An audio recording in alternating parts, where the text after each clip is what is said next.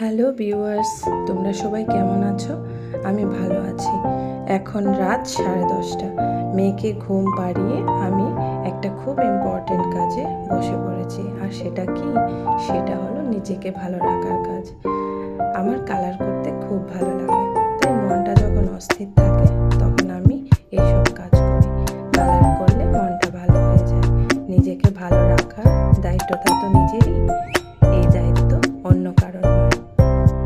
আমরা তো সবাই মানুষ, আমাদের জীবনে কখনো ভালো দিন আসবে, আবার কখনো খারাপ দিন।